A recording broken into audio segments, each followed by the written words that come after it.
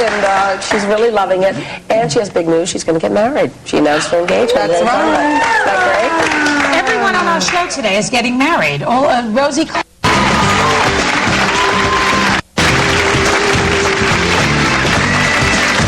Coming up, in her first TV interview since announcing her engagement, meet Lucy Lawless, known round the world as Xena, Warrior Princess. Our green room is full of fabulous women today, and among them is Rosemary Clooney, and there, without her leather miniskirt and metal breastplate, but still looking absolutely striking, is Lucy Lawless, who has become an international phenomenon, playing Hercules' female counterpart Xena, Warrior Princess. This once obscure New Zealand actress is now heralded as both the feminist icon of the 90s and one of TV's hottest sex symbols. How do you beat that? Try camping it up every night on Broadway as the coolest member of the Pink Ladies in Greece. And if that's not enough, how about getting engaged to the man of your dreams? She has it all right now. Please welcome Lucy Lawless.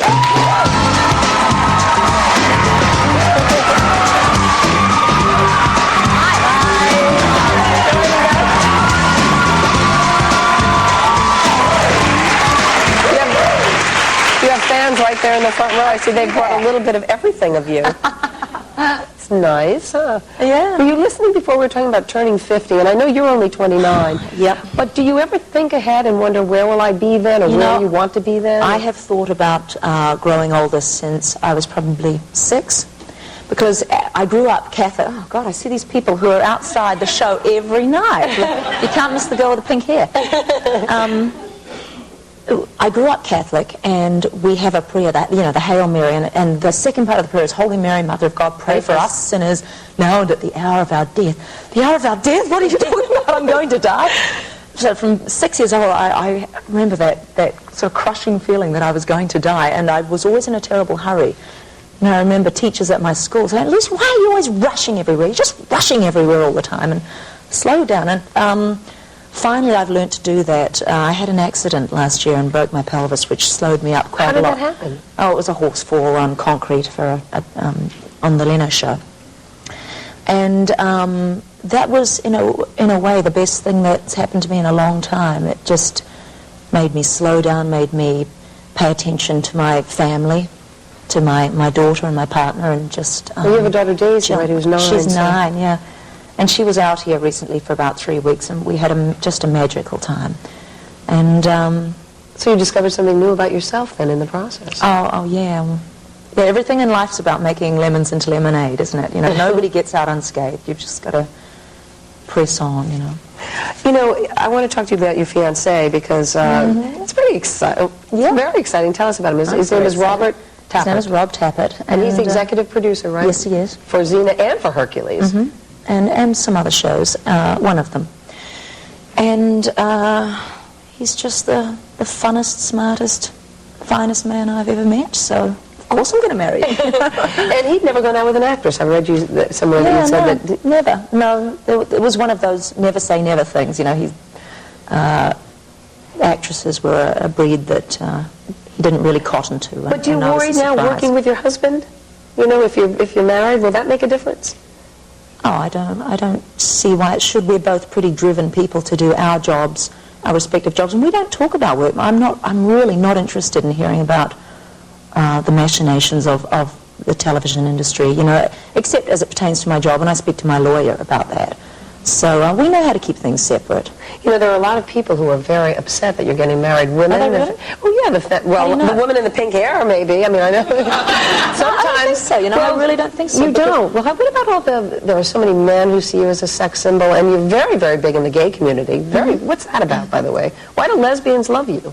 Because it's the first time there's been a show with 2 female heroes, and it's about a friendship between 2 women.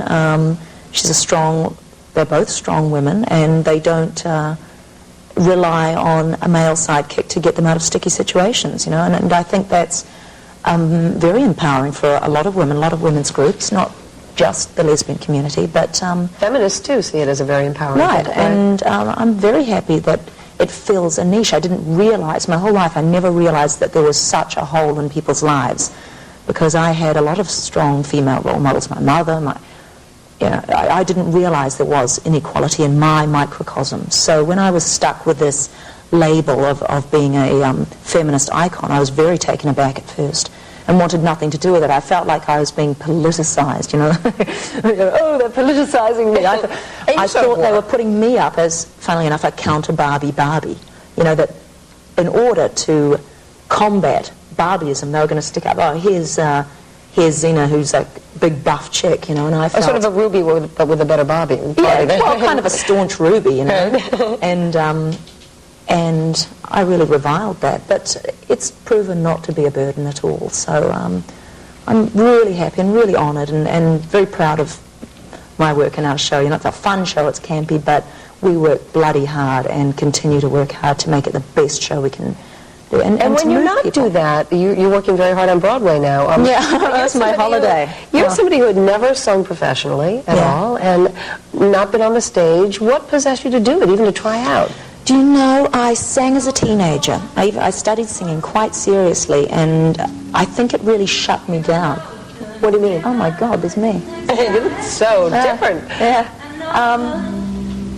I suppose it could be. I sang as a teenager. And well, I think to study anything so seriously as a teenager is possibly a mistake, you know. And I really want to get back to a time when I just sang for joy, just for the love of singing. And I just developed a phobia. And so ever since then, when friends would ask me to sing at their weddings, and I would feel compelled to do it.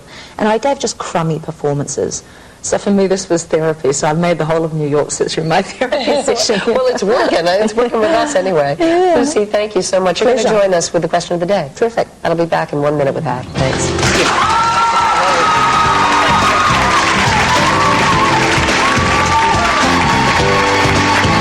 Later on The View, the piano's in place, the music